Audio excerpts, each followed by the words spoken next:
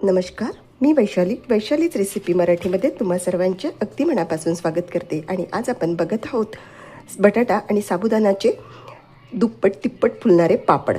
आता मी तुम्हाला दाखवते. हा एक तळलेला पापड आहे आणि हा बिन तळलेला पापड आहे. बघा, तुम्ही या पापडमधून कुठलाही पापड उचला, अगदी दुप्पट तिप्पट पापड हा फुललेला आहे आणि छान खुसखुशीत असा पापड इथे तयार झालेला आहे. मी तुम्हाला प्रत्येक पापड उचलून दाखवत आहे आणि तुम्ही बघू शकता मस्त पापड हा फुललेला आहे, तेवढाच खुसखुशीत सुद्धा झालेला आहे. बघा,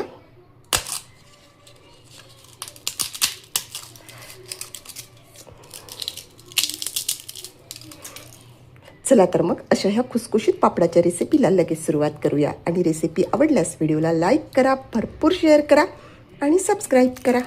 तसेच माझी रेसिपी तुम्ही कुठल्या शहरामधून बघत आहात ते सुद्धा मला कमेंट बॉक्समध्ये कळवा.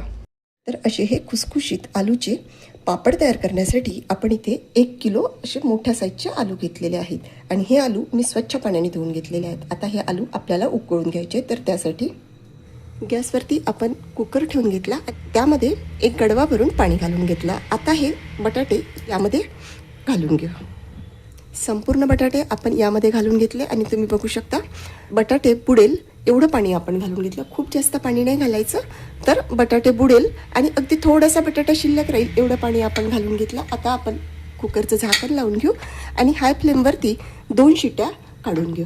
बटाटे वाफवून आपण गॅस बंद करून कुकर दुसऱ्या गॅसवरती ठेवून घेतला. त्यानंतरची कृती करण्यासाठी मी गॅसवरती 1 कढई ठेवून घेतली. आता त्यामध्ये मी 1 पाव भरून साबुदाणा घालून घेते. हा साबुदाणा हलकासा फुलेपर्यंत आपल्याला मंद आचेवरती भाजून घ्यायचा आहे.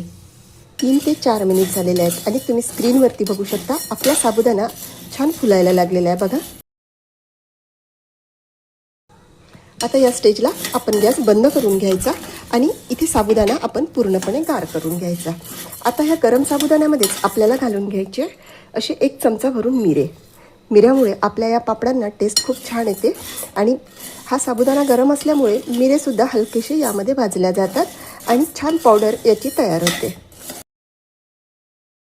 बटाटे उकळून इथे पूर्णपणे थंड झालेले आहेत. आता या बटाट्याचे आपण इथे सालं काढून घेऊ. बटाटे छान उकळल्या गेले ना की सालं सुद्धा व्यवस्थित निघतात. बघा, अगदी इझिली आणि छान सालं आपले इथे निघतात. अशाच पद्धतीने आता आपण संपूर्ण बटाट्याचे सालं काढून घेऊ. आणि हे बघा, इथे आपले हे संपूर्ण बटाटे सोलून झालेले आहेत. आता हे बटाटे मी एका साईडला करून घेते आणि त्यानंतर इथे घेतली मी अशी किसणी आणि या किसणीने हे संपूर्ण बटाटे इथे किसून घेते. आणि हे बघा, इथे आपला हा संपूर्ण बटाटा किसून झालेला आहे. हा बटाटा आपण बाजूला ठेवून देऊ आणि त्यानंतर आपण मिक्सरचा पॉट घेऊ. मिक्सरच्या पॉटमध्ये हा पूर्णपणे थंड झालेला साबुदाणा घालून घेऊ आणि साबुदाणा छान जेवढा बारीक करता येईल तेवढा आपण इथे बारीक करून घेऊ. मधून असं छान मी बारीक करून घेतलेलं आहे. जेवढं बारीक करता येईल तेवढं बारीक आपण इथे करून घेतलेलं आहे. तरीही साबुदाणा हा थोडासा रवाळच असतो, त्यामुळे काय करायचं, पहिल्यांदा आपण हा साबुदाणा ज्या गाळणीने आपण पीठ गाळतो ना त्या गाळणीने हा साबुदाणा पहिल्यांदा आपण गाळून घेऊ. म्हणजे जे काही कण राहतील ते परत एकदा अजून आपल्याला गाळून घेता येईल. गाळून झालेला आणि हे बघा एवढा पाट असा इथं जाडसर शिल्लक राहिलेला आहे. आता आपण मिक्सरचं चटणी पॉट घेऊ आणि त्यामध्ये हे काढून परत एकदा छान बारीक पावडर याचं तयार करून घेऊ. दुसऱ्यांदा सुद्धा मी छान पावडर याची तयार करून घेतली.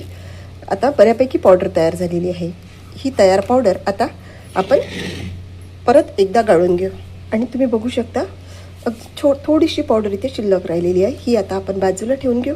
हे पीठसुद्धा आता आपण बाजूला ठेवून देऊ आणि त्यानंतर आपण घेतल्या त्या इथे अशा 4 ते 5 हिरव्या मिरच्या. मिरचीचं प्रमाण थोडं कमीच घ्यायचं, कारण यामध्ये आपण 15 ते 30-40 मिरे घातलेले असल्यामुळे मिरच्या आपण कमी वापरायच्या. जास्त जर मिरची झाली तर त्याचा ठसका लागतो. आणि ह्या मिरच्या आपण आता मिक्सरमधून जाडसरच वाटून घेऊ. बघा, इथे असा आपला हा मिरचीचा ठेचासुद्धा तयार झालेला आहे. आता पापडासाठी लागणारी संपूर्ण तयारी झालेली आहे. सगळं मिक्स करायचं असल्यामुळे आपण इथे एक मोठी परात घेतली आणि त्यामध्ये सर्वात अगोदर हा बटाट्याचा लगदा आपण घालून घेऊ. त्यानंतर हे संपूर्ण साबुदाण्याचं पीठसुद्धा यामध्ये घालून घ्यायचं. अगदी परफेक्ट प्रमाण आहे याचं. 1 किलोला 1 पाव साबुदाणा. त्यानंतर चवीनुसार आपण मीठ घालून घेऊ. मीठ खूप जास्त नाही घालायचं, कारण कुठलाही वाळवण्याचा पदार्थ म्हटला ना की वाळल्यानंतर त्यामध्ये थोडं मीठ जास्त होतं, म्हणून थोडंसं. मी आता इथे पोहे खायच्या चमच्याने 2 चमचे भरून मीठ घेतलं होतं, त्यापैकी अर्धा चमचा मीठ आपण इथे राहू दिलं. सर्वात शेवटी आपण यामध्ये घालून घेऊ हा तयार करून घेतलेला मिरचीचा ठेचा. आणि हे सगळं आता आपण हाताच्या साहाय्याने एकजीव करून घेऊ. पूर्ण बटाटा आणि साबुदाण्याचं पीठ एकसारखं सगळीकडे मिक्स करून घेऊ आणि त्याचा आपण एक इथे गोळा तयार करून घेऊ. थोडंसं पाणी घेतलं आणि हा गोळा आपण इथे मळून घेतला. आणखी थोडंसं पोहे खायच्या चमच्याने 2 ते 3 चमचे भरून पाणी घालून घेऊ आणि परत एकदा व्यवस्थित मिक्स करून घेऊ. थोडं थोडं करत मी लहान पेला भरून संपूर्ण पाणी यामध्ये घालून घेतलं, कारण आपण जो साबुदाणा घालून घेतलेला आहे तो साबुदाणा यामध्ये पाणी शोषून घेतो आणि अगदी सॉफ्ट डो आपल्याला इथे तयार करायचा असतो. त्यामुळे 4 ते 5 वेळा थोडं थोडं करत मी पूर्ण पेला भरून पाणी त्यामध्ये घालून घेतलं. छान सॉफ्ट डो इथे तयार करायचा आहे. आणि हे बघा, एक पेला भरून पाणी घालून अतिशय सॉफ्ट असा डो म्हणजेच बटाट्याचा गोळा इथे तयार झालेला आहे. असा हा तयार गोळा आता आपल्याला वाफवून घ्यायचा आहे. तर त्यासाठी आपण इथे घेतला एक कुकरचा डब्बा आणि त्यामध्ये आपण हा गोळा टाकून घेऊ. संपूर्ण पीठ मी या डब्यामध्ये घालून घेतलं. आता हा डबा आपल्याला कुकरमध्ये ठेवून द्यायचा आहे. तर त्यासाठी गॅसवरती आपण एक कुकर ठेवून घेतला आणि ज्याप्रमाणे वरण भातासाठी आपण खाली पेला भरून पाणी टाकतो ना, अगदी तेवढंच पाणी आपण घालून घेतलं आणि त्यानंतर त्यामध्ये तो स्टँड ठेवून घेतलं आणि त्यानंतर त्यामध्ये आता हा आपण डबा ठेवून घेऊ. त्यावरती असं झाकण ठेवून आपण कुकरचं झाकण लावून आता याच्या आपण 2 शिट्ट्या काढून घेऊ. फुल स्पीडवरती 2 शिट्ट्या झालेल्या आहेत. आता आपण गॅस बंद करून देऊ. कुकर इथे पूर्णपणे थंड झालेला आहे. आता आपण यामधून हे आपलं पीठ बाहेर काढू. वाफवलेलं हे पीठ आता आपण एका परातीमध्ये काढून घेऊ आणि लवकर थंड व्हावं म्हणून असं सगळीकडे एकसारखं पसरवून घेतलं. आपलं पीठ इथे आता थोडं कोमट झालेलं आहे. हाताला खूप जास्त चिकटत असल्यामुळे आपण एक प्लास्टिक घेतलं, त्याला थोडंसं तेल लावून घेतलं आणि असं व्हिडिओमध्ये दिसत असल्याप्रमाणे प्लास्टिकच्या साहाय्याने हे पीठ छान मळून घ्यायचं. 5 ते 6 मिनटं मस्त मळून घेतलं ना की छान प्लेन गोळा इथे तयार होतो. आणि बघा, मस्त सॉफ्ट गोळा इथे तयार झालेला आहे. पापड करण्यासाठी मी इथे अशी पुरी मेकर घेतलेला आहे. याने पटकन पापड तयार होते. त्यासाठी हा जो कागद असतो तो कागद घेतलेला आहे. चमच्याला थोडंसं तेल लावून घेतलं. लाटी करायची सुद्धा इथे गरज नाही आहे. आता तो कागद आपण या पुरी मेकरवरती ठेवून घ्यायचा आणि चमच्याने छोटासा गोळा त्यावरती ठेवून घ्यायचा. जसा व्हिडिओमध्ये दिसत आहे ना, अगदी तसंच चमच्याच्या साहाय्याने ठेवून घ्यायचा आणि ही मशीन व्हिडिओमध्ये दिसत असल्याप्रमाणे प्रेस करून घ्यायची. आणि तुम्ही बघू शकता छान पापड इथे तयार झालेला आहे. थोडासा जाड वाटत असेल तर असं बोटाच्या साहाय्याने करून घ्यायचा किंवा लाटण्याने हलकासा लाटून घ्यायचा. परंतु पीठ हे पातळ असल्यामुळे म्हणजे छान सॉफ्ट असल्यामुळे इझिली बोटाच्या साहाय्याने हा पापड मोठा होतो. हलकासा पातळ करून घ्यायचा आणि हा असा तयार पापड आता आपण एक प्लास्टिकची शीट अंथरून घेतलेली आहे त्यावरती व्हिडिओमध्ये दिसत असल्याप्रमाणे टाकून घ्यायचा. वरून हलकासा प्रेस करून घ्यायचा म्हणजे पापड खालच्या प्लास्टिकवरती इझिली ठेवता येतो. अशाच पद्धतीने आपण इथे दुसरा पापडसुद्धा तयार करून घेतला आणि तुम्ही बघू शकता छान पातळ असा दुसरा पापडसुद्धा तयार झालेला आहे. तो सुद्धा वरून मी हलकासा टॅप करून घेतला आणि इझिली कागदावरती टाकून घेतला. अशा पद्धतीने आता इथे मी संपूर्ण गोळ्याचे पापड तयार करून घेते. इथे आपले हे संपूर्ण पापड तयार करून झालेले आहेत आणि 1 किलो बटाटा आणि 1 पाव साबुदाण्यापासून 60 ते 70 पापड मध्यम साईजचे तयार झालेले आहेत. हे पापड आता आपण खणखणीत वाळवून घ्यायचे.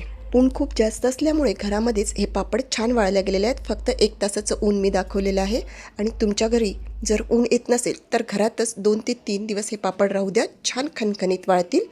आता तुम्ही बघू शकता छान पिवळे धम्म असे पापड झालेले आहेत. हे पापड आपण तळून बघू.